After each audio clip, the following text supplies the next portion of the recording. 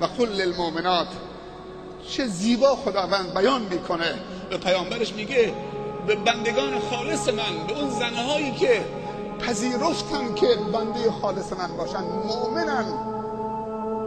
و من درجه ایمان بهشون دادم،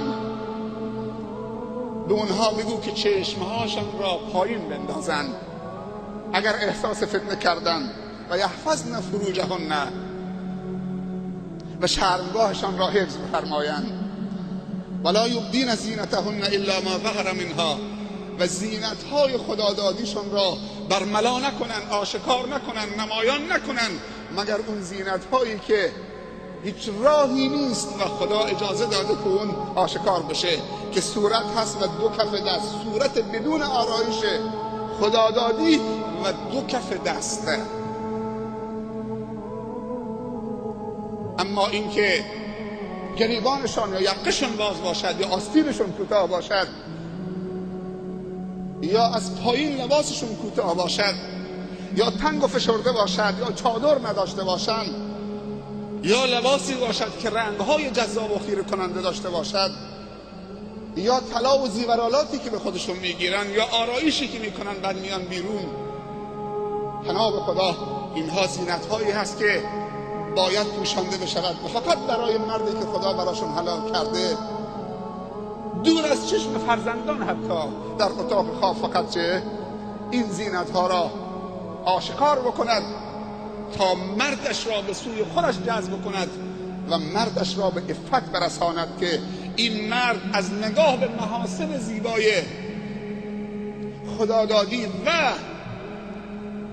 اکتسابی همسرش از نگاه به نامحرم در امان باشد. ولی امروز زینت‌های زن برای کوچه و عروسی و جلسه و جشن و شادی و بازار و بیرون رفتن است و حالت طبیعی خودش برای مردش در نتیجه مردش را وادار می‌کند که چشم چران باشه، چون به عفت نمی‌رسد.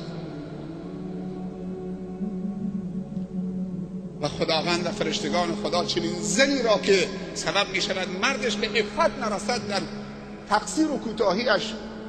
هر شب و هر صبح نفرین و لعنت می‌کند. بعد میگه که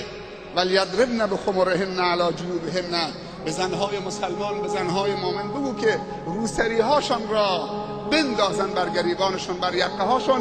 تا سینه‌هاشون و یقه‌هاشون را بپوشاند و گشاد باشد، نه تنگ فشرده که برآمدگی سینه رو نمایان بکنه، یا نازک که درست روسری انداخته رو سینه‌اش و رو یقه‌اش، اما اونقدر نازکه که طرف مقابل حریص‌تر می‌شود که ببیند اون روسری نازک و خیره می‌شود که اون چیزی که از زیر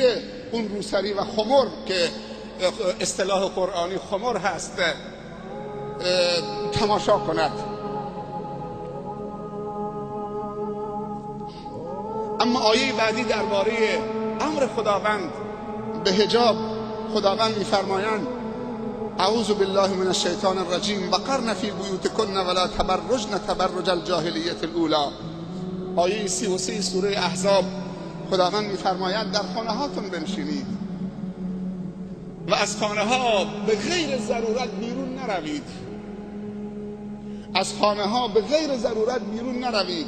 و عادات جاهلیت عرب قبل از اسلام رو به خود پیدا نکنید که زنها برای نشون دادن محاسن و مفاتنشون و زینتشون